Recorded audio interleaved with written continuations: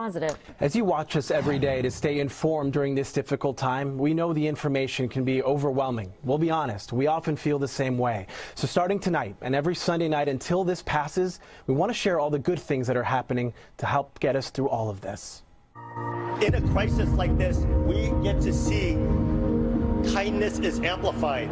This week, kindness was all around, spreading like light in a dark room, such as people feeding families. Even before they were set to open at 9 a.m., there were hundreds of cars. There's just so many people in need, and again, these opportunities really help. From trendy art gallery to volunteer food bank.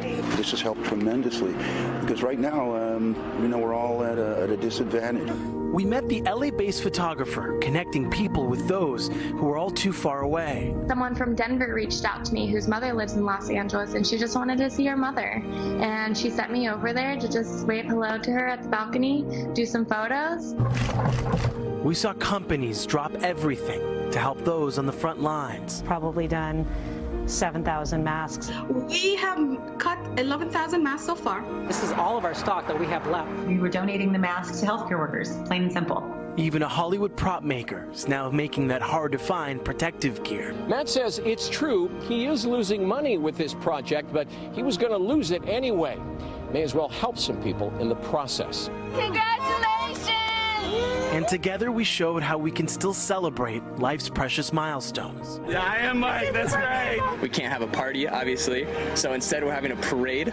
Oh, look, they made a sign! Oh, thank you! Because this is a very tough time right now, and it was just good to see everybody. It's been good to see how when times get tough, Southern California gets stronger.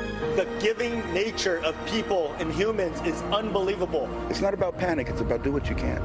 And I think if we do what we can, we're going to make it. There's so many good people here in Southern California. Look, we want to share more of your positive and inspiring stories during this outbreak. You can submit them at nbcla.com/coronakindness. Oh, it's so good to see. With so much uncertainty and negativity surrounding the coronavirus out there, we wanted to take a moment to catch our breath. I'm sure most of you at home are doing the same, looking for some sense of normalcy or even nicety. So we put a post on our 208 Facebook group asking to tell us about any acts of kindness you've seen over these last several days. And we got some good ones. Sometimes it's the simple things, like what Sandra has seen. People holding open doors for others has been pretty amazing to watch. At supermarkets, where stockpiling hasn't exactly been in short supply, Tracy wants to thank the cashiers for putting up with all the hoarders with professionalism and a smile. Anne saw a young man stocking the shelves who carried frozen food packages to a woman's cart at the far end of the aisle. And Jamie, who went for just juice and a few food items. I saw a can of Lysol and was going to grab it because my family likes to have a can in the house in case of sickness. But I saw an older woman who was eyeballing it and was going for it. I let her take it because she needs it more than me. And you don't have to go far to go out of your way. Acts of kindness can be as close as your own neighborhood. Diane likes seeing social media posts asking if anyone needed help with picking up supplies or simply checking on people. It was really caring and heartwarming to see those. Or one step further, Bobby Joe has seen some people leaving packages at the homes of elderly with notes that will bring more as needed. Renee is reaching out to her neighbors and friends, offering with meals for children home from school or daycare. We all need to reach out, she says, to not be selfish in our own needs and show compassion towards those who are struggling and the elderly. Jill Henry adds, "This is what we need all the time from everyone. Not a solipsism society, but one that takes care of each other without the government telling us to." Well, taking care of each other. Hopefully that's the phase we've entered into now. And we want to know, have you seen any random acts of kindness out there? Let us know about them.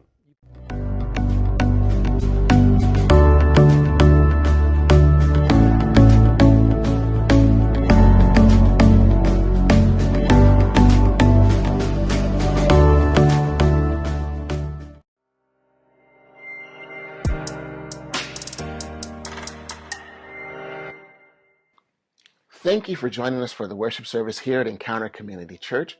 We're so excited to have you here with us this morning. Just want to hit a few highlights about things that are happening here at Encounter. First of all, we're so excited to announce the mid. And basically, many of us find ourselves at a place where we need a midweek, midday pick-me-up of encouragement, and that's exactly what the mid is all about. So each week, I'll read a quote, maybe share some thoughts about that. Maybe I'll share some thoughts for the week. If you come across great quotes, please feel free to send those in to me. Or if there's something specifically that you need encouragement about, feel free to reach out and send that to me as well. I promise you, if I do pick that subject for the week, I will not name names. So if you want to reach out to us, you can do it. You can instant message us through Instagram or through Facebook, or you can email us at encountercommunity18749@gmail.com. This will be launching this Thursday at noon. That's right, this Thursday at noon, I will be on Instagram Live. So mark your calendars, and when Thursday at noon hits, head on over to the Encounter Community Church profile on Instagram, and you'll find me there live. Today after the service, we'll be having a Zoom hangout. Many of us after the service like to hang out and just be able to connect with one another. And although we may not be able to do it physically, we can do it through Zoom. The meeting ID is there on the screen. We'll be starting it about 10 minutes after the service ends. So again, we'll see you about 10 minutes after the service ends. The Elevate Youth Ministry here at Encounter Community Church is also having a writing contest.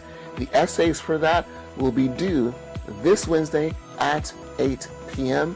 The winner will get a $10 e-gift card to their favorite store or their favorite restaurant. This evening, they'll also be having their Zoom meeting at 7:15 p.m. If you want information about either one of those things, please text Heather at 562-822-6650. And if you want to stay in the know about the events that are happening with the Elevate Youth Ministry, then text at Elevate ECC to 81010. And if you want to stay connected with the announcements that we have here at Encounter, as well as the service opportunities that we have in the community, also you can text at sign up ECC to 81010. The beautiful thing about this is that it is through the Remind app, so we will not have access to your personal information. We'll just have your name, and it's a great way for us to be able to interact through that. So again, sign up, text at sign up ECC to 81010.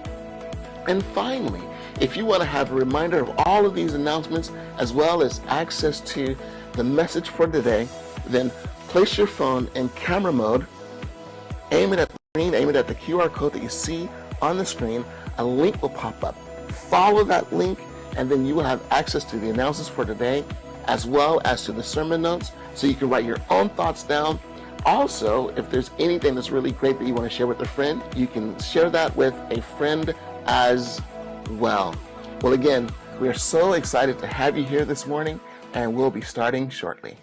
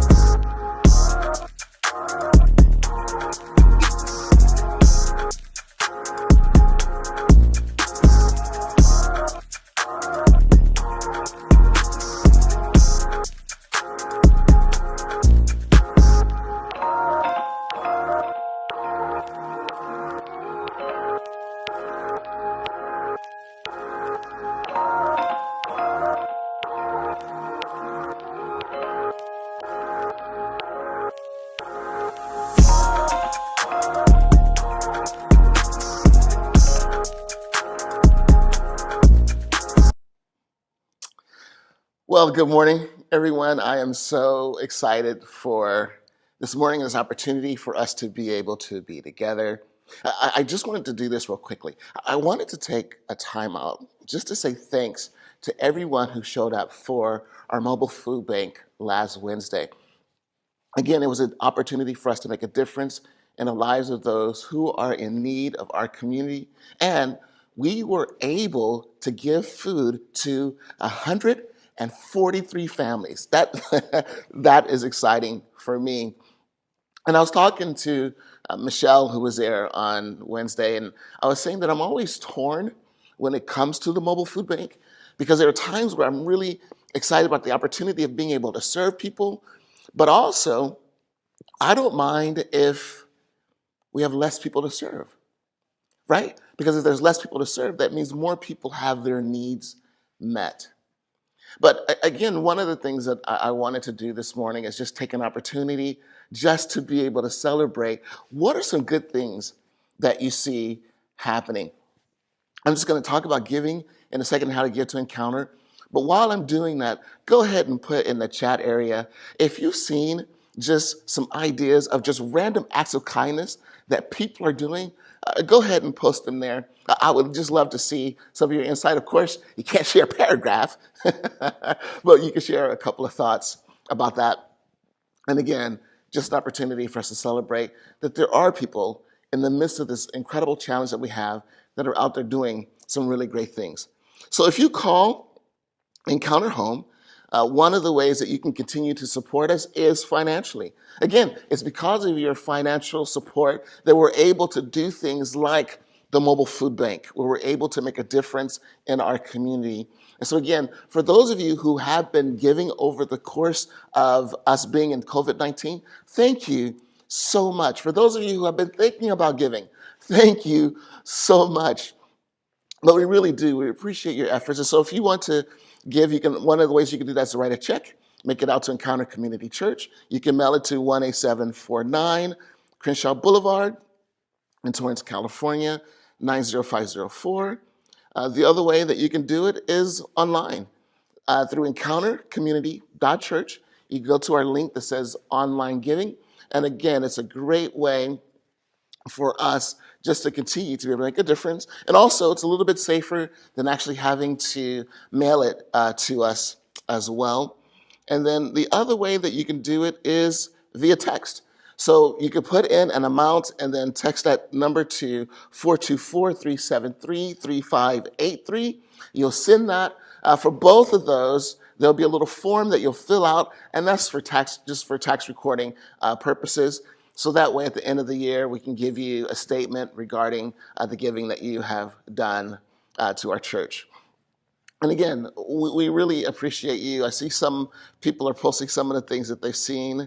And I love this. Tensai said, leaving snacks on porches for delivery people. That's a great one. Chris said, meal sharing. That's a great way. Meal sharing is great as well. I think Heidi said, I see families making giving trees or giving tents with small toys, craft supplies, etc., for kids in their neighborhood to take and enjoy. And again, one of the things that I've loved is just seeing the way that people have come together over the course of this incredible challenge that we see ourselves facing here. And so, I praise God for that. And I just want to encourage you, it's not too late to make a difference. So check in with your neighbors. Look and see if there's an opportunity for you to be able to make a difference. And again, practice safe social distancing while doing it. But this is an opportunity for the church to actually be the church in ways that we never thought of before. A simple thing that you could do is leave a postcard on your neighbor's door saying, hey, I'd like to pray for you. Here's my address. On the back of this card, write your prayer request there and just drop it off on my porch. When I see it, I'll pray for you. But just simple things that we can do to be able to show love and to make a difference in our community. Right now, we're going to have a time of singing, of just being able to celebrate God and who He is. And again, I want to take this time out to say thanks to Ariel, Dale, and Chris for putting this together for us, to give us opportunity to be able to sing. If this is your first time here, the music, you'll be able to catch on to it. The words will be playing on the screen, so you'll be able to sing along with the words as well. And I also want to encourage you with this.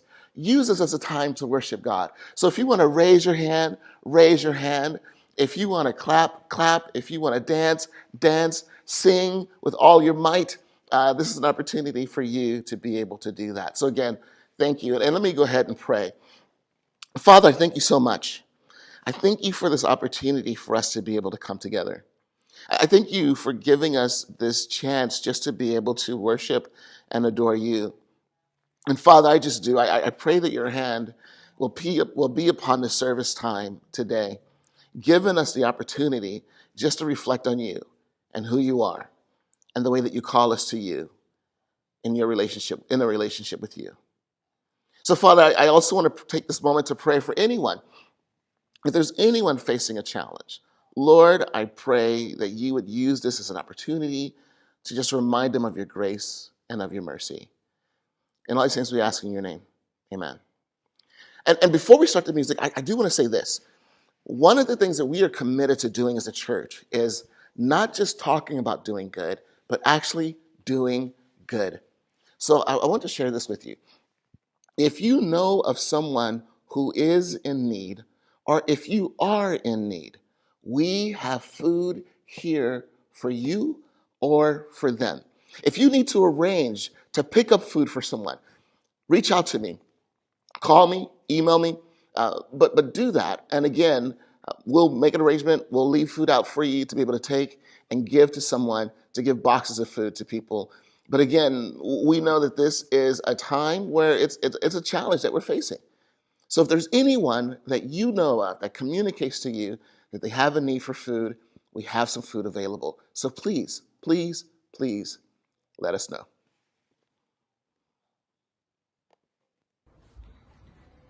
Good morning. If you don't already know my name, I'm Ariel. This is Dale. Chris is in the background. Ready?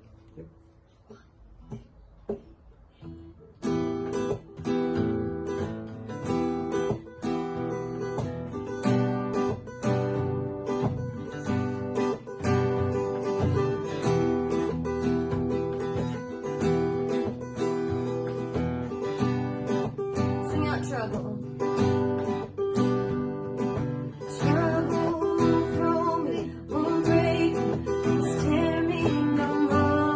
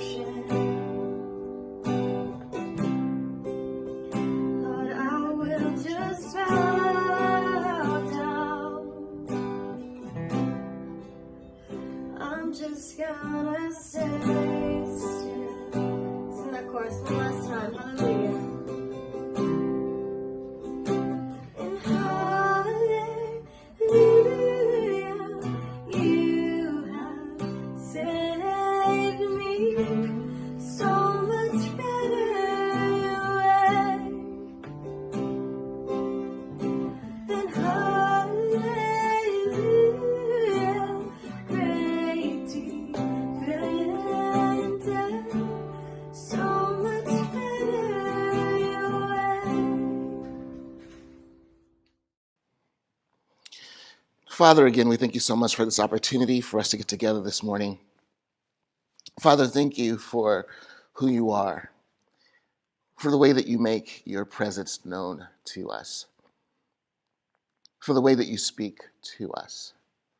Father, I know that what we're going to talk about this morning, there are some people who struggle with this whole idea that if you are a loving God, then why is there evil in this world? And it's a very legitimate question. And so, Lord, I just pray that as we dive in to tackle that this morning, that you would just allow your presence to be made known. Father, that you would allow this to be an opportunity for you to speak to us and for us to be encouraged by you.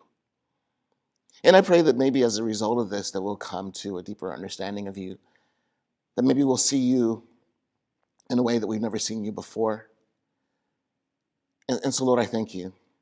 I thank you for this opportunity just to be able to declare your presence, your love, your mercy, your forgiveness, your healing, your renewal, your restoration. And all these things we ask in your name. Amen. So we are in the middle of a series called I'm Out. I'm Out. When you've lost faith in the faith. And so over the course of this series, we've talked about the problem of religion. And specifically, we did look at Christianity. And we talked about that there are some things as Christians that we do need to own up to that's caused a part of this problem. We've also talked about how God has been misrepresented. That for many of you, the reason why you walked away from God is because the life experience that you have has not matched the God that you were taught. The other thing that we talked about is for some of you who are watching, you walked away because of your struggles with the Bible. Like there were some things that you found in the Bible that you just couldn't reconcile. And so because of that, you walked away. And there may be others of you who, now that we've talked about who God isn't, and we've talked about maybe the central theme of Christianity being Jesus Christ and who he is, that although you may struggle with the Bible, that you can still have your doubts about it and still be able to follow God and still be able to be connected to Jesus and who he is while you try to figure this thing out. So we talked about, well, who is this God? And we began to lay a foundation last week. So if you've missed, again, any of this series, then what I want to encourage you is to go to encountercommunity.church, hit the link that says live stream replay, and you can go back and you can watch the messages. Good thing is, you can fast forward through some of it. You can also feel free to throw darts at my head. Well, you might not want to do that to your computer. Maybe toilet paper that's wet. You can feel free to do that too. But maybe as you go back and listen, maybe you'll hear some words that might encourage you to just begin to reconsider your faith. And so at the end of last week, at the end of the message, we talked about the fact that God is love. And through that, we threw out this question that I think many of you may be struggling with, and that is, if God is a loving God, sorry, I see my typo there. That should be, if God is a loving God, I apologize for that. Then why is there evil? Why is there evil in this world? Why hasn't he done something about it? Because again, for many of you, one of the reasons that you may struggle in your faith is because of this issue. Now here's the thing that I've noticed when it comes to the problem of evil, is this tends to be a first world struggle. And what I mean by that is countries like America, maybe like Great Britain or France, nations that are considered first world nations, they look at the problem of the world differently. They look at the problem of evil differently. That causes them to wrestle with this question. In 2001, I did a missions trip to Kenya. Incredible experience. But one of the things that we would do is every morning I'd wake up and there was a specific area that I was going to and working with and just getting to know people and serving there. And there's a specific church that I was working with as I was doing this missionary work.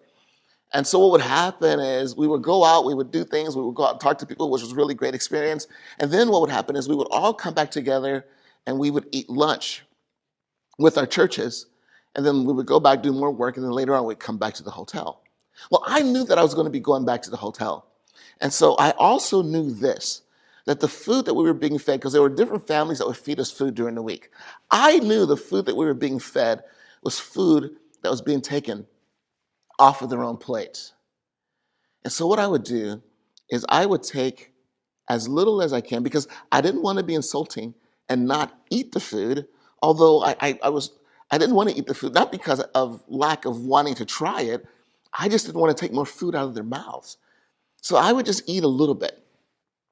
And this one woman walked over and she saw my plate and she grabbed my plate and she snatched it out of my hand and she walked away. And I'm like, what's going on? So I turned to my translator and I'm like, dude, what did I do? And so he goes over and he talks to the woman. And as he's walking back, he's smiling. And I said, so what's going on? And he said, this is what she said. She said, you're a big American and you need some more food. And when she came back, I kid you not, my plate was it was loaded. It was more food than I would have eaten. But now, because I didn't want to be insulting, I had to eat all of it, even though I was stuffed. But again, the thing that was really interesting is while I was there, they were battling drought conditions. Life was hard. I never heard anyone complain about the problem of evil. They look at it very differently. And I think here's one of the reasons why is because sometimes extraordinary suffering can lead to extraordinary confidence in God and who he is and the way that he makes himself known. It really can.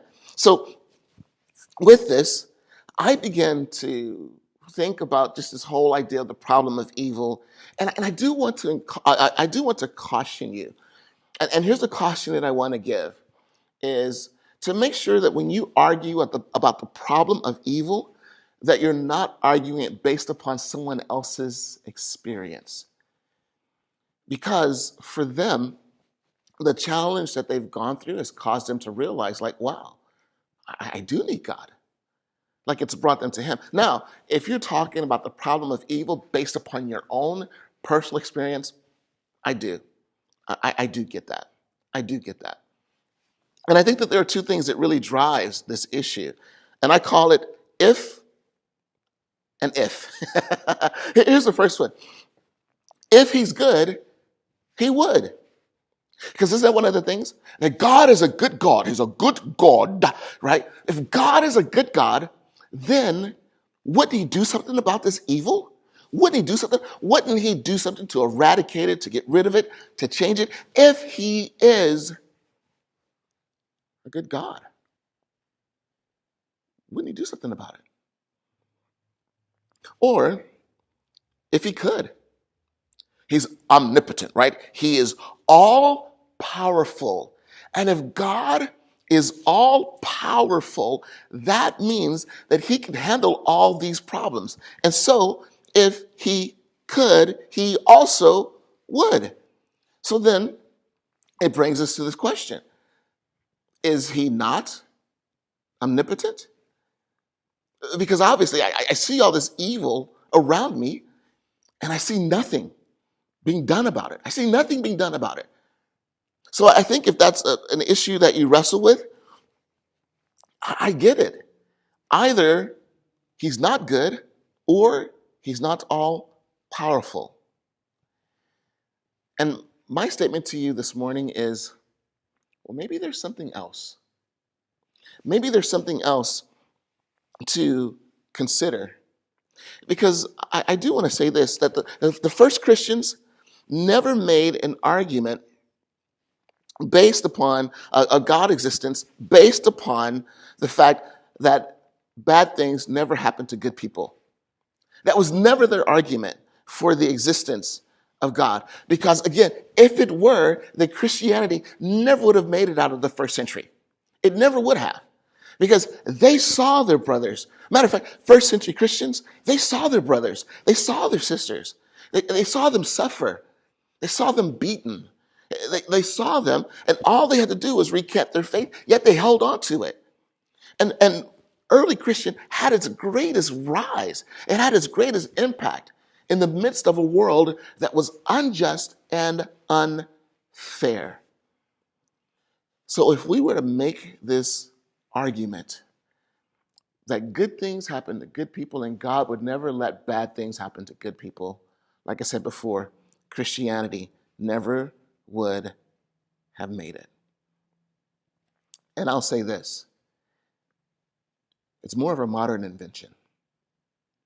This idea that bad things never happen to good people is more of a modern invention. It's more connected to Western culture. And I'll say this, that I think maybe the challenge is we need to take a look at ourselves. Because, and pastors, we're going to have to answer for that. We are. Pastors, we're going to have to deal with this issue in the way that we have misrepresented God. And the reason why is because we've taught this, that if good things are happening in your life, that means that God is blessing you. And that might be true. But you know what the flip side of that would mean then? It would mean that if things are tough, then maybe I'm not in favor with God. Then maybe there's some sin in my life that God is cursing. And I'm sure that you've heard it. You've heard some of those Christians that are out there that are saying COVID-19 is a curse from God, right? You've seen it. And so there's this mindset. So really, this is important too, that we have used this mindset to justify classism in many ways. We really have. Because God, the better my class is, the more blessed I am by God. Is that true? Is it really true? I've also seen this mindset used to justify racism. Because one culture is more blessed than another, then maybe they're in more favor with God than another. And they have used that to justify the maltreatment of someone based upon the color of their skin, because they are not as blessed by God as I am. So let me ask you this question. Is that God's fault? No. Is it Jesus' fault? No. And I would even argue when it comes to Christianity as a whole and its true message, it's not even Christianity's fault. But you have some knuckleheads who have misrepresented God's word and who he is. And unfortunately, those knuckleheads take it upon themselves to be a spokesperson for all. And they tend to be the loudest voice. But unfortunately, what they're saying is not accurate. So where do we get this idea from? Where do we get this idea from that good things happen to good people? Well, part of it is through Scripture. See, there are certain passages that we like to look at to say, well, see, there's proof. Good things happen to those who are obedient to God. Good things happen to those who follow God, which is something you have to be very careful about, and we'll talk about why in a second. But some people feel that way, right? And here's a passage that we might use to justify it. Hebrews chapter 11, verses 32 through 35. How much more do I need to say? It would take too long to recount the stories of the faith of Gideon, Barak, not Barack Obama, another Barack, Samson, Jephthah, David, Samuel, and all the prophets. By faith, these people overthrew kingdoms, ruled with justice, and received what God had promised them. And then it goes on to say, they shut the mouths of lions. They They quenched the flames of fire and escaped death by the edge of the sword. Their weaknesses was turned to strength. They became strong in battle and put whole armies to flight. Women received their loved ones back again from death. I mean, sorry, that's a terrible Tim Allen impersonation. But it's like this whole idea that things worked out for those who were following God. And don't we, like if you've grown up going to church, aren't those the stories that we've heard that have been emphasized? Stories of victory, stories of miracles, stories of where people escape death, stories of weaknesses turned to strength, stories of people being strong in battle, stories of people overcoming life-defying odds that there's no way that they would be able to do it were not God in its place, or were not God in his place. And let me tell you, it's all true. It's all true. But what we've done is we've taken all of those images that we go back through, because I'll tell you, it does feel good. I'll be honest. It does feel good. It does feel good to want a God who's going to make everything work out. Doesn't it? Doesn't it? And when you're going through a struggle, isn't that the God that you want to hear about? And unfortunately, that's the God that we've emphasized. But we missed a whole section of the Bible. We've missed the other side. What's the other side? Well, it goes on to say in Hebrews chapter 11, verse 35 through 38, but others were tortured, refusing to turn from God in order to be set free. They placed their hope in a better life after the resurrection. You know why? Because the life before the resurrection sucked. That's a spiritual word, by the way. It was tough. It was hard. It was impossible. And so what they held on to was, hey, this life may end, and it may end in my suffering. But in the next life, I will go and I will be with Jesus. It goes on to say, some were jeered at, and their backs were cut open with whips. Others were chained in prisons. Some died by stoning. That's not talking about stoning. That's a totally different kind of stoning. It's talking about where people would pick up rocks the size of bricks, and they would pelt them with them until they died. But others, some were sawed in half. Others were killed by the sword. You think they were praying? You think they're praying for rescue? Yeah, they were. But still, suffering still happened. Some went about wearing skins of sheep and goats, destitute and oppressed and mistreated. And I love this statement. They were too good for this world, wandering over deserts and mountains, hiding in caves and holes in the ground.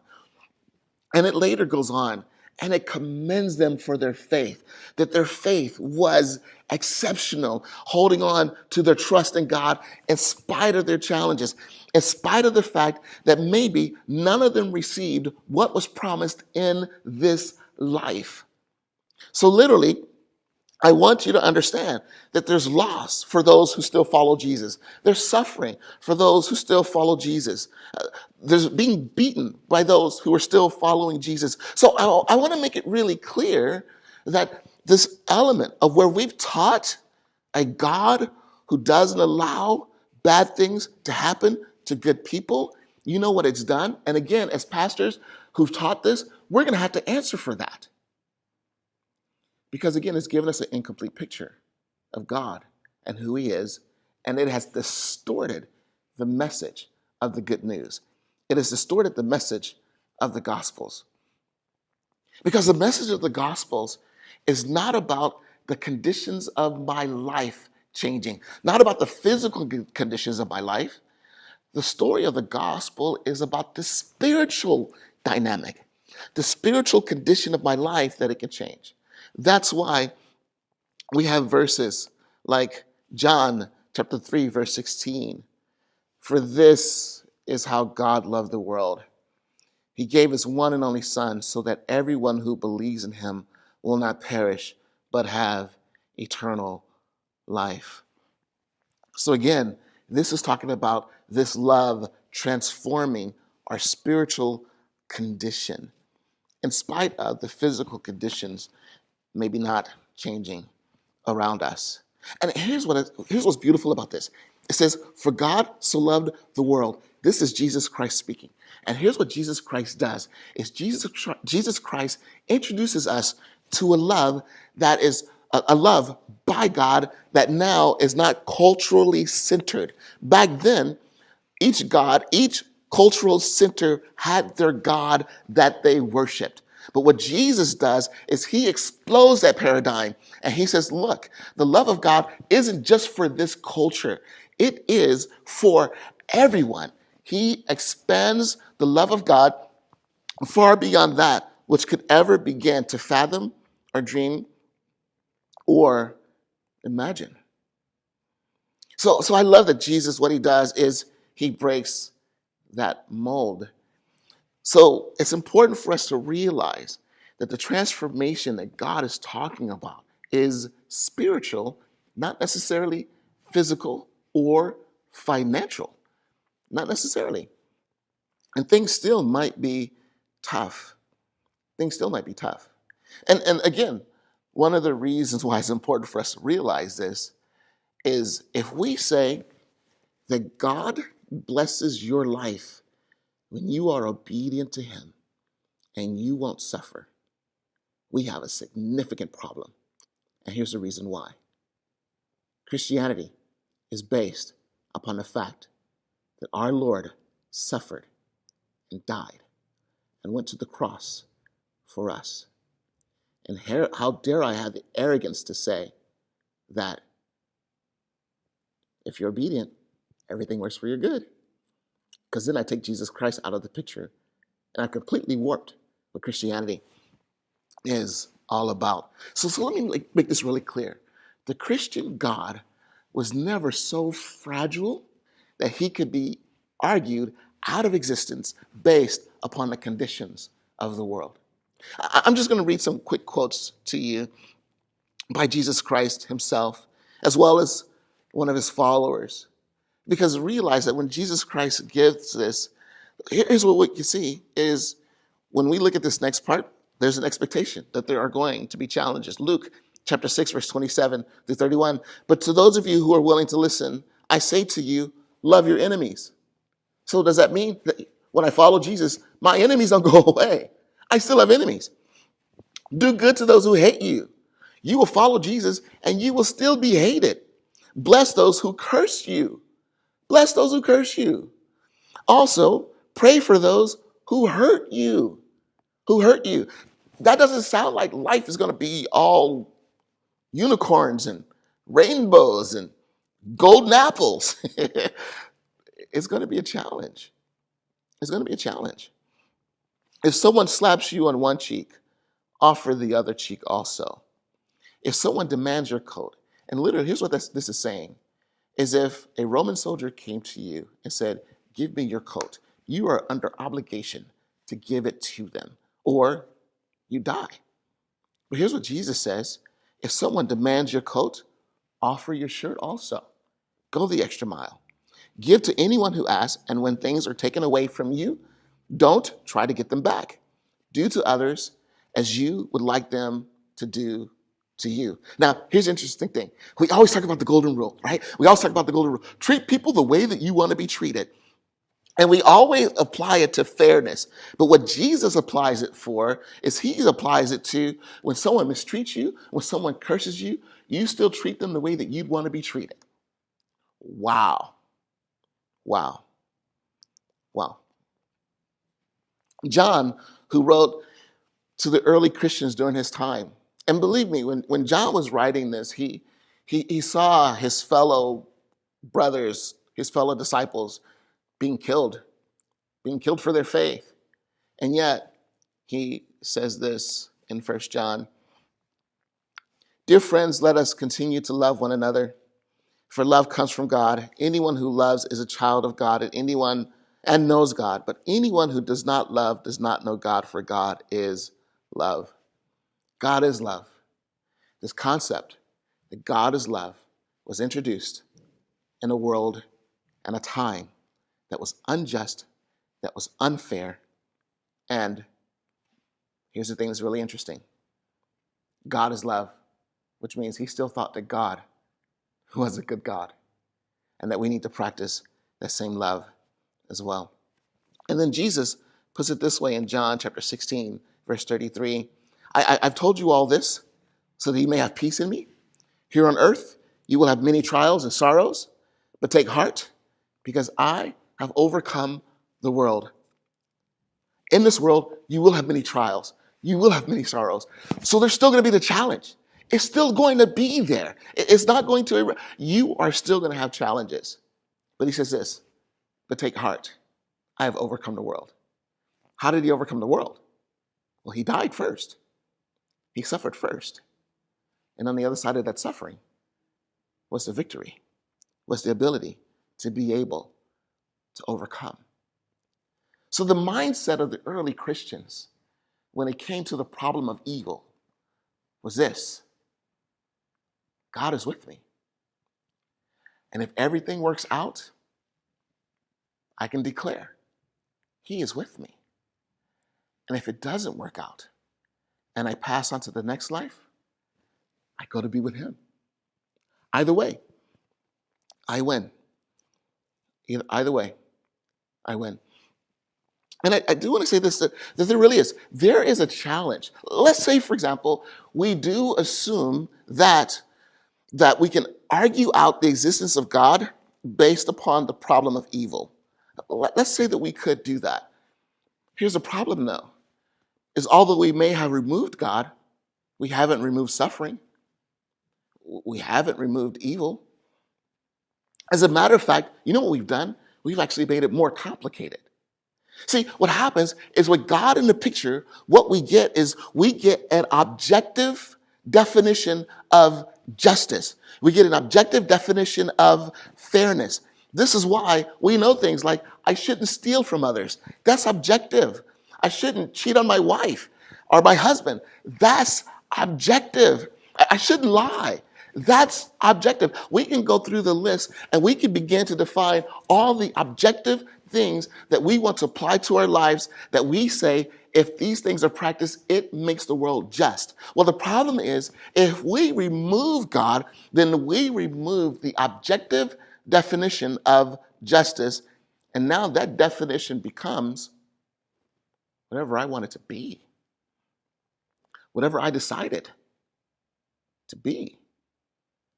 And although my justice may not work for you, works for me, that seems to create a bigger problem, and dare I say, maybe seems even more unfair.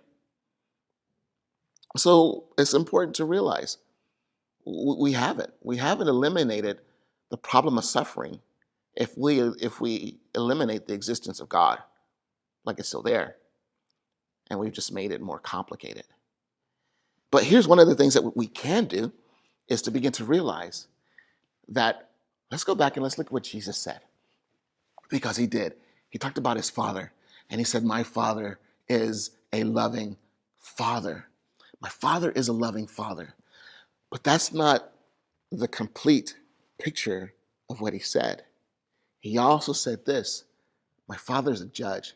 See, we like the idea of God being love, but sometimes what we struggle with when it comes to Christianity is we struggle with this whole idea that God is a judge. But he has to be. If we really want fairness, he has to be. Like, there has to be a point where he establishes justice and makes everything fair and reestablishes the world based on a system that is just and that is fair.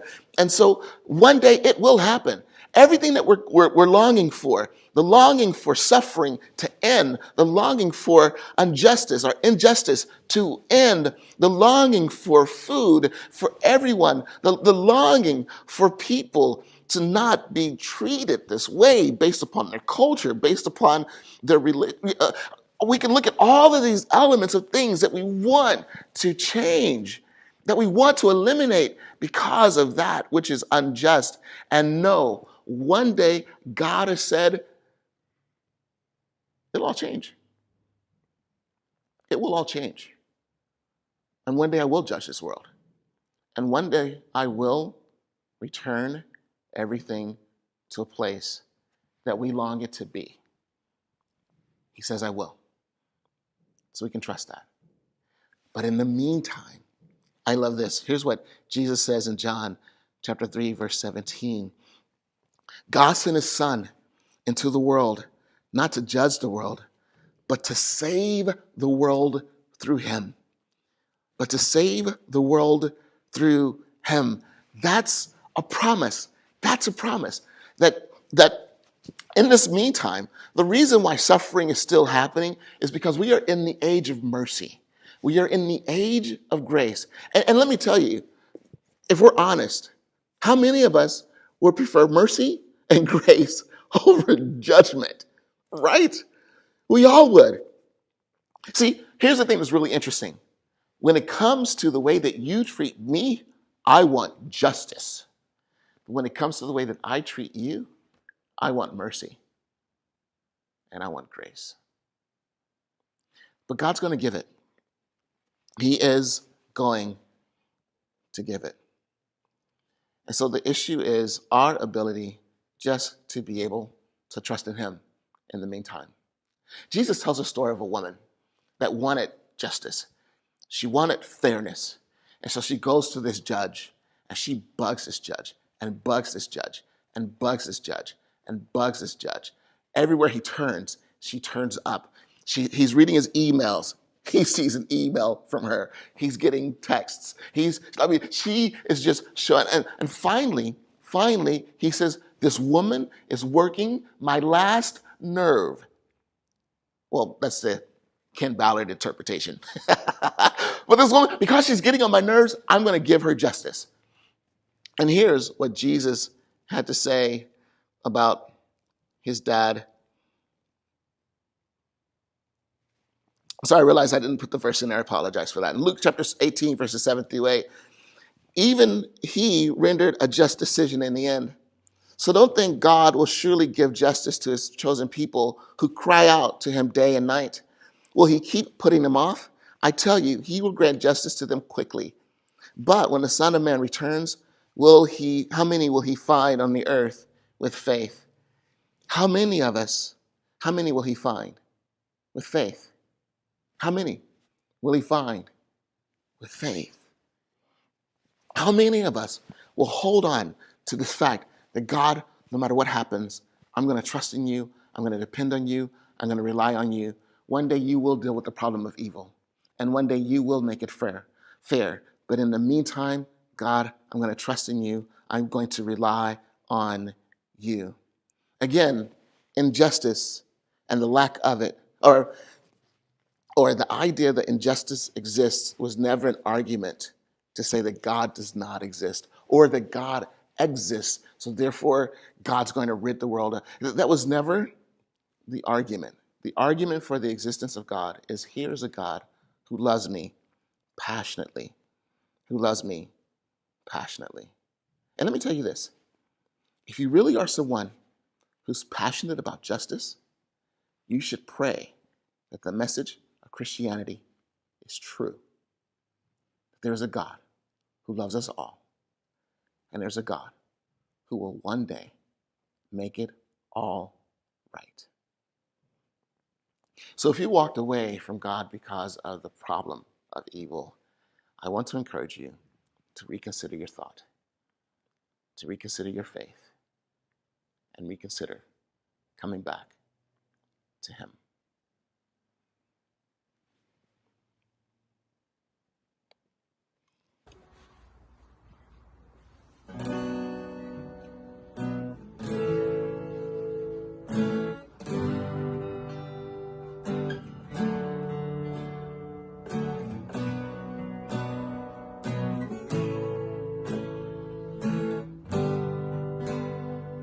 Sing, oh how high, oh how high.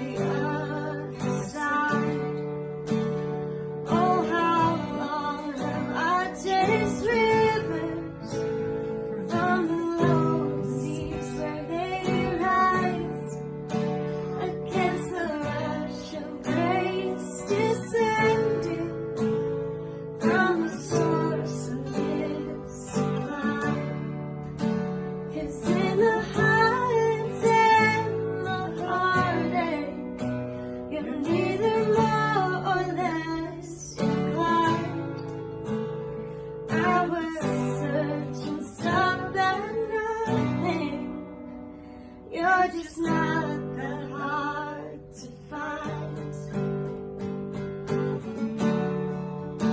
I will praise you on the mountain. I will praise you in the mountains of my way. You're the summit where my feet are. So I will praise you in the valleys all the same. No less God within the shadow.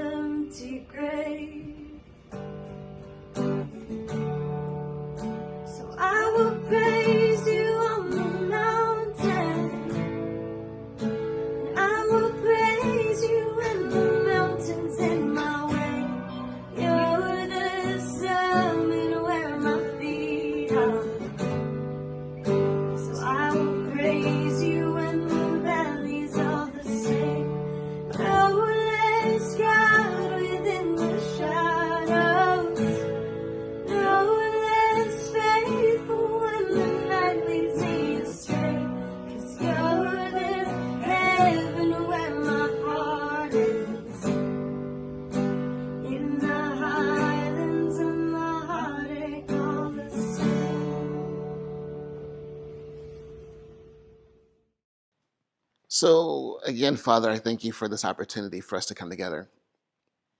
And I pray that we are moved to a place where we begin to reevaluate this thought process that we have towards the problem of evil. To begin to realize that, Father, one day you are going to deal with it. It may not be in our timing, but you are going to deal with it. In the meantime, Father, you are giving us this opportunity to experience your mercy and your grace. And Father, I pray that you would show your love and your mercy, and that you would give us this opportunity to really be able to make a difference. In all these things we ask in your name. Amen. So it's important to realize that the very people that Jesus came to save are the ones that put him on the cross. And I think the truth is, if you and I were there, we probably would have participated too. But here's the beauty of this, is that he went to the cross because he loved them anyway. And I love it when he was on the cross, his words were, Father, forgive them, for they know not what they do.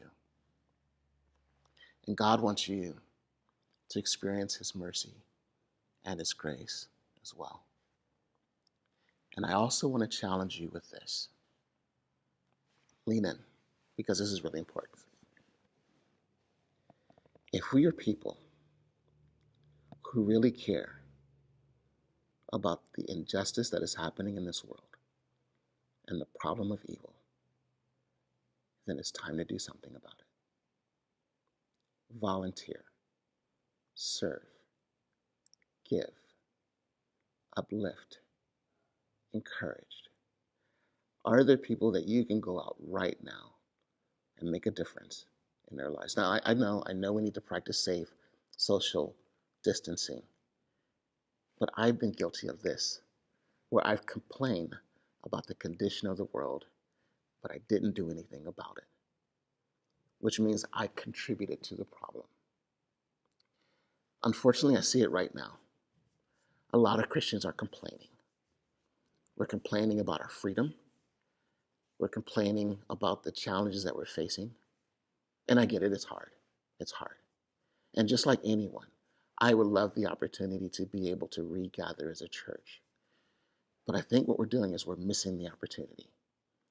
We're missing the opportunity to be the hands and feet of Jesus. And what if we went out and we invested in the lives of others as much as we did complaining about our current conditions? So let's be the ones who are the hands and feet of love to this world, so that people may be able to see that although the world around us is horrible right now, here are people who are loving, who are stepping out, who are making a difference. You might not make the news, but that's not the point of it. The point is, our love can still change someone's heart. I want to encourage you. I would love to be able to connect with you. And so there are two ways that we can do that. You can email us at encountercommunity18749@gmail.com, or you can text @signupECC to 81010, and you could be able to communicate with us that way. The great thing about the Sign Up ECC is you can give us your information. You won't be giving us your personal information. When you sign up, it's just your name, but we can be able to text back and forth or interact back and forth through this app. And it's through the Remind app is what they use in classrooms, and teachers use it to interact with their students. But it's a great way for us to be able to talk with one another. And so if you'd like to be able to do that, then sign up in those ways. I would love to be able to hear your story. And I really do hope that this is an opportunity for us to really begin to say, you know what, God, I'm going to choose you. Now, here's the thing that I'm excited about is actually next week is going to be the last week of this series that we're doing. So make sure that you tune in next week. And then after that, we're starting a brand new series. I'm still working with the title of what the series is going to be called, but here's what the theme is going to be about, and that is returning to a new normal. After this whole COVID-19 thing is done, our normal is going to be so different. So what do we do about that? Like, how do we prepare for that? How do we get our lives in the right place and our hearts in the right place so that we can thrive as everything begins to open back up and we begin to move in life and move forward once again? So we're going to spend a series talking about that. So hopefully you'll join us. Maybe we'll call it the new normal. I don't know. If you have suggestions for titles, send them to me. Maybe you can be the one to name the next series. That'd be a lot of fun. So send them to me. I would love to hear your thoughts. We want to continue to improve this live stream. So if there are ideas that you have for things that we can do, please feel free to email that to us and let us know what are some things that we could do better. We really would appreciate that. Don't forget that after the service today, we're going to have a Zoom hangout. And so it's going to be about 10 minutes after we wrap up. That's the ID code for that. We'd love to have you join us for that as well, just to kind of be able to reconnect with each other and check in and see how each other are doing. So make sure you write that down. We did have announcements. So if you came in late and you missed the announcements because they were running through the countdown, they're going to run after we're done, so you can be able to kind of check through that. It's about 5 minutes or so. And then about 5 minutes after that, we'll be launching the Zoom Hangout. Want to encourage you, make sure that you subscribe or follow wherever you're at.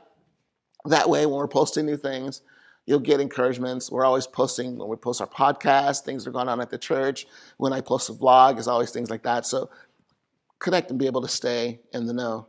Again, I am so thankful for you. Thank you for spending this Sunday morning with us. And I'm really, really honored to have had this moment to be in your home, on your phone, or in your computer. And again, I can't wait to see what God's going to do. And again, I would love to be able to hear your stories. Well, take care. God bless you. And we'll see you next week.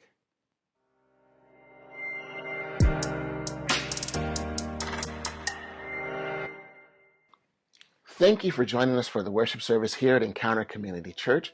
We're so excited to have you here with us this morning. Just want to hit a few highlights about things that are happening here at Encounter. First of all, we're so excited to announce the Mid. And basically, many of us find ourselves at a place where we need a midweek, midday pick-me-up of encouragement, and that's exactly what the Mid is all about. So each week, I'll read a quote, maybe share some thoughts about that. Maybe I'll share some thoughts for the week. If you come across great quotes, please feel free to send those in to me. Or if there's something specifically that you need encouragement about, feel free to reach out and send that to me as well. I promise you, if I do pick that subject for the week, I will not name names. So if you want to reach out to us, you can do it. You can instant message us through Instagram or through Facebook, or you can email us at encountercommunity18749@gmail.com. This will be launching this Thursday at noon. That's right, this Thursday at noon, I will be on Instagram Live. So mark your calendars, and when Thursday at noon hits, head on over to the Encounter Community Church profile on Instagram, and you'll find me there live. Today after the service, we'll be having a Zoom hangout. Many of us after the service like to hang out and just be able to connect with one another. And although we may not be able to do it physically, we can do it through Zoom. The meeting ID is there on the screen. We'll be starting it about 10 minutes after the service ends. So again, we'll see you about 10 minutes after the service ends. The Elevate Youth Ministry here at Encounter Community Church is also having a writing contest.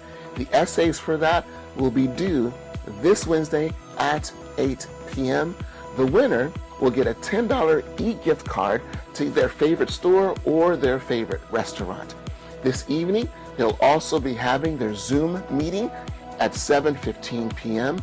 If you want information about either one of those things, please text Heather at 562-822-6650. And if you want to stay in the know about the events that are happening with the Elevate Youth Ministry, then text at Elevate ECC to 81010. And if you want to stay connected with the announcements that we have here at Encounter, as well as the service opportunities that we have in the community, also you can text at sign up ECC to 81010 The beautiful thing about this is that it is through the Remind app, so we will not have access to your personal information.